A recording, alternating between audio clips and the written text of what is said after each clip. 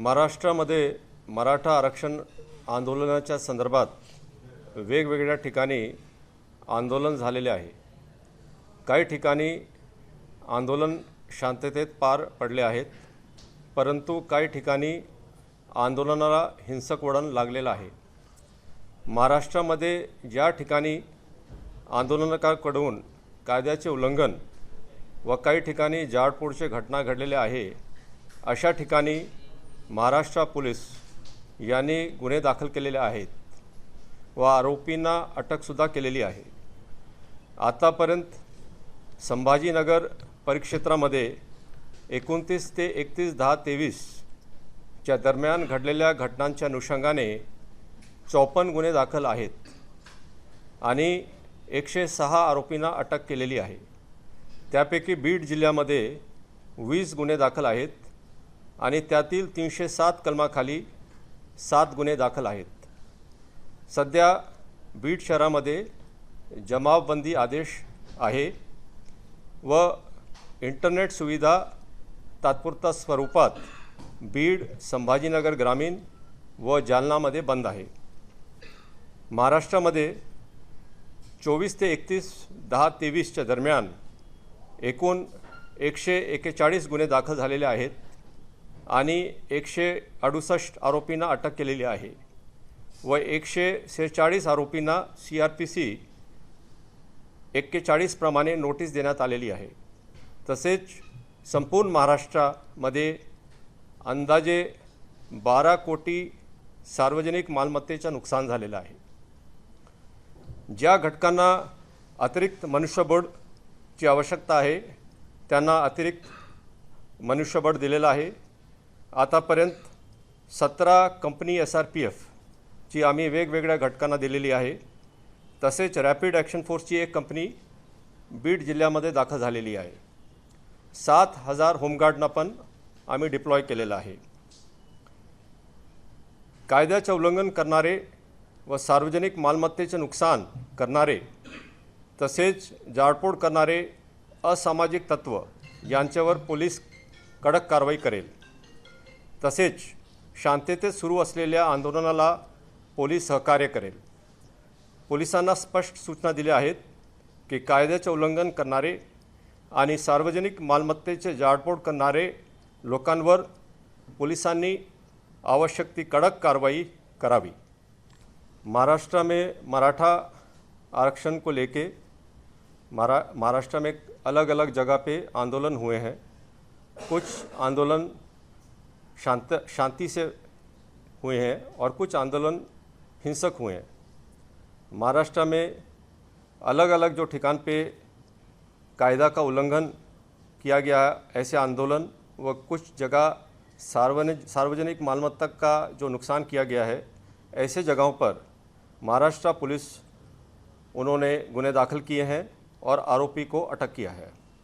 अभी तक संभाजीनगर परिक्षेत्र में 29 से 31 अक्टूबर तक 54 गुन्हे दाखल हैं और उसमें 106 आरोपी को अटक किया है और बीड डिस्ट्रिक्ट में उसमें से 20 ऐसे गुन्हे हैं दाखल हैं और बीड में 307 IPC कलम के तहत 7 गुन्हे दाखल हैं।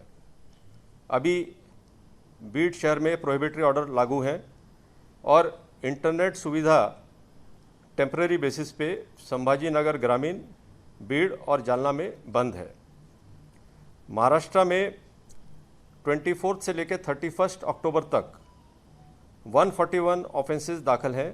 उसमें से 168 एक्यूज्ड को अरेस्ट किया गया है और 146 एक्यूज्ड को CRPC 41 के में नोटिस दी गई है और पूरे महाराष्ट्र में अंदाजे 12 करोड़ का जो सार्वजनिक मालमत्ता पब्लिक प्रॉपर्टी का डैमेज हुआ है।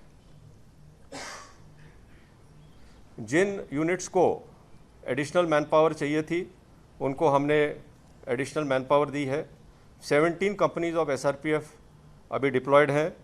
इसके अलावा रैपिड एक्शन फोर्स की एक कंपनी बीड डिस्ट्रिक्ट में आ गई है और होमगार्ड 7000 होमगार्ड्स भी डिप्लॉयड हैं।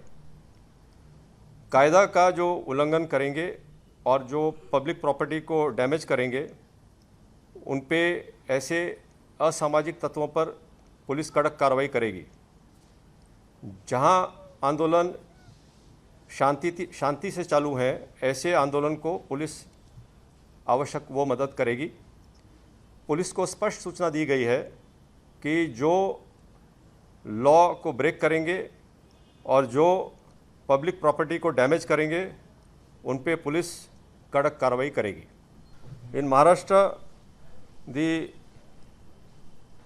there is an agitation going on for reservation for Marathas, for the reservation for the Maratha community, and this agitation is going on peacefully at some places, but at some places it has taken a violent turn. Wherever the agitation has taken a violent turn, we have registered offences and we have also arrested the accused. In some cases, the violent turn has led to damage and destruction of public property. In Sambhajinagar range, from 29 to 31st October, there were 54 offences registered, in which 106 accused have been arrested.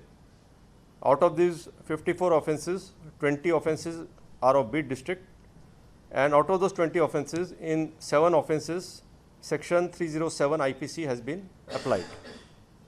At present in Bid district, prohibitory orders are in force and internet is temporarily closed in Bid district, Sambhajinagar rural and Jalna. In the whole of Maharashtra, between 24th to 31st October, a total of 141 offences have been registered and 168 accused have been arrested.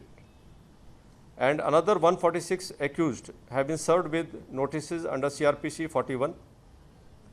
In the whole of Maharashtra, there has been damage and destruction to public property amounting to approximately 12 crores. Those units which have asked for additional manpower have been provided with additional manpower. We have deployed 17 companies of SRPF in the whole state. 1 company of Rapid Action Force has been deployed in Bid, and 7,000 home guards have been deployed. Those who violate the law and indulge in damage and destruction of public property would be dealt with very strictly. Wherever agitations are going on peacefully, police will provide necessary support and assistance. Police has been given clear instructions that those violating the law and indulging in damage and destruction of public property have to be dealt with severely. Thank you. ABP माझा, उघडा डोळे बघा नीट.